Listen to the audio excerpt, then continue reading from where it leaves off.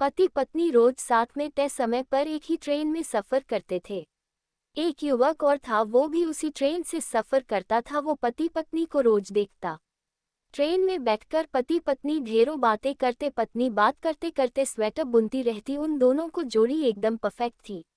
एक दिन जब पति पत्नी ट्रेन में नहीं आए तो उस युवक को थोड़ा अटपटा लगा, क्योंकि उसे रोज उन्हें देखने की आदत हो चुकी थी। करीब 1 महीने तक पति पत्नी ने उस ट्रेन में सफर नहीं किया। युवक को लगा शायद वे कहीं बाहर गए होंगे।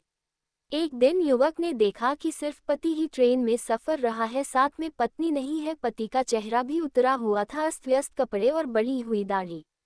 युवक से रहा नहीं गया और उसने जाकर पति से पूछ ही लिया, आज आपकी पत्नी साथ में नहीं है?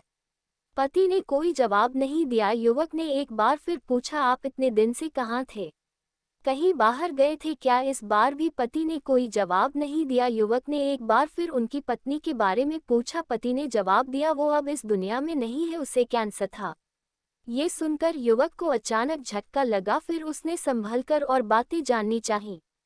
पति ने युवक से कहा कि पत्नी को लास्ट स्टेज का कैंसर था। डॉक्टर भी उम्मीद हार चुके थे। ये बात वो भी जानती थी, लेकिन उसकी एक जिद थी कि हम ज़्यादा से ज़्यादा समय साथ में बिताएं। इसलिए रोज जब मैं ऑफिस जाता तो वो भी साथ में आ जाती। मेरे ऑफिस के नज़दीक वाले स्टेशन पर हम उतर जाते, वहाँ से मैं अपने ऑफिस चला जाता और वो घर लौट आती थी। पिछले महीने ही उसकी डेथ हुई है। इतना कहकर पति खामोश हो गया। स्टेशन पर पति ट्रेन से उतर गया। अचानक युवक का ध्यान उसके स्वेटर पर पड़ी। उसने देखा कि ये तो वही स्वेटर है जो उसकी पत्नी ट्रेन में बुना करती थी। उसकी एक बाजू अभी भी अधूरी थी, जो शायद उसकी पत्नी बुन नहीं पाई थी। पति पत्नी का असीम प्रेम उस स्वेटर में झलक रहा था। पति पत्नी का रिश्ता अटूट होता है, सिर्फ मौत ही उन्हें अलग कर सकती है। पत्नी अपने पति का हर सुख दुख में साथ देती है, तो पति भी पत्नी को दुनिया की हर खुशी देना चाहता है। यही इस रिश्ते का सबसे खूबसूरत एहसास है। इसलिए साथ रहते हुए खुशी खुशी जीवन बिताएं। शादी के लिए देखने गई मां ने समधन से कहा, शुभम मेरा इकलौता बेटा है, जैसा नाम वैसा गुण। जब जब मैं दूसरा बच्चा न होने के लिए उदास होती तो रमेश कहते, ईश्वर ने 10 बेटों के गुण दिए हैं हमारे शुभम में, लेकिन मेरा मन एक बेटी की चाहत में हमेशा कलपता रहा। सोचती थी बहू को ही बेटी का प्यार दूंगी। अपनी बहू की जो छवि मैंने सोची थी मेघा, उसकी बिल्कुल विपरीत थी। उसकी माँ ने ही हंसते हुए कहा, अपने नाम के विपरीत है मेघा। लड़कों की तरह वेशभूषा, हंसना बोलना, अक्सर अपना भरा हुआ था। उसमें जाने शुभम को क्या दिखा इसमें। जीन्स और टी शर्ट में आकर उसने हेलो आंटी कहा। मैंने भी प्रत्युत्तर में हेलो ही कहा। तभी उसकी माँ बोली, आंटी के पैर छुओ बेटा। उसको असहज देखकर मैंने कह दिया, रहने दो बेटा, उसकी कोई जरूरत नहीं है। बातों से एकदम बिंदास खिलखिलाकर हंसने वाली अपनी माँ से हर बात पर तर्क वितर्क करती मेघा मेरे बेटे शुभम की पसंद ही नहीं, प्यार भी थी। शादी की रस्मों के बाद मेघा हमारे घर आ गई। शुभम मेघा अपना हनीमून मनाकर वापस भी आ गए। अगले दिन से दोनों को ऑफिस जाना था। सुबह की नींद मुझे बहुत प्यारी थी। सोचती थी बहू आ जाएगी तो उसके हाथों की चाय पीकर अपने सुबह की शुरुआत करूंगी। लेकिन मेघा को देखकर मैंने अपना ये सपना भुला दिया और सुबह 6 बजे का अलार्म, पूजा की घंटियां सुन मेरी नींद खुली। अभी 6 भी नहीं बजे थे। बाहर निकलकर देखा तो मेघा आरती की थाल लिए पूरे घर में घूम रही थी।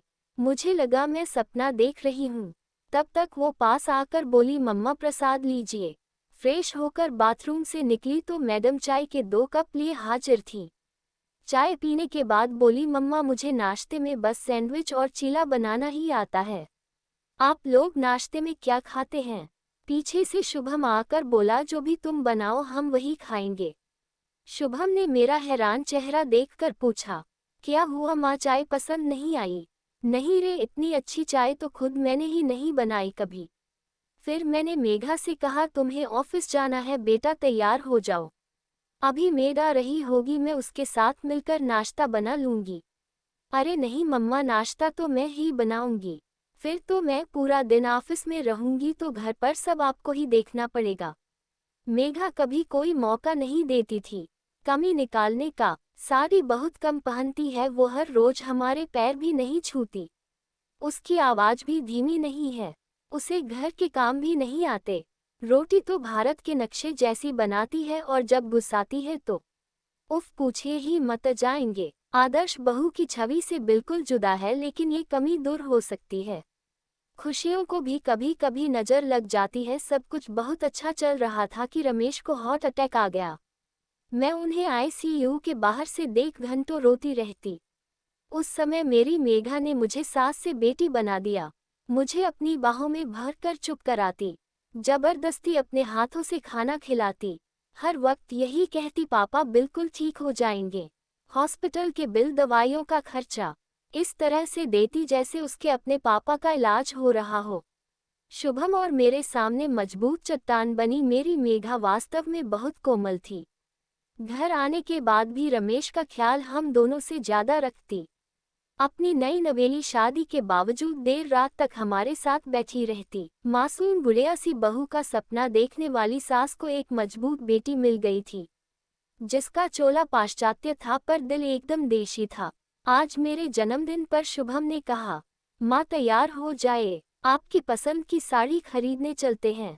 मुझे कुछ नहीं चाहिए शुभम, तूने मेघा के रूप में मेरी जिंदगी का सबसे बड़ा तोहफा दे दिया। मेरी भीगी आंखें पोंछकर शुभम ने पूछा, वैसे है कहाँ आपकी दबंग बहू जिसने अपनी दबंगई से आपका भी दिल जीत लिया। तब तक मेघा ने मेरे गले में अपनी बाहें डालकर कहा, हैप्पी बर्थडे मम्मा, और एक पैकेट पकड़ाते हुए कहा, ये दुनिया की बेस्ट मम्मा के लिए। पैकेट खोलकर देखा तो उसमें कांजीवरम साड़ी थी, बिल्कुल वैसी ही जैसी मैं हमेशा से लेना चाहती थी। मेरे आश्चर्यचकित चेहरे को देखकर बोली, वो जब आप रेखा की तस्वीर गूगल पर सर्च करके घंटों देखती थीं, तभी मुझे समझ आ गया कि आप उनकी तस्वीरों में देखती क्या हैं। अपनी जोरदार हंसी के साथ उसने फिर से मुझे गले लगा लिया। खुशी में बहते आंसुओं को पोंछकर उसने कहा, एक माँ के दिल की बात एक बेटी तो समझ ही जाती है।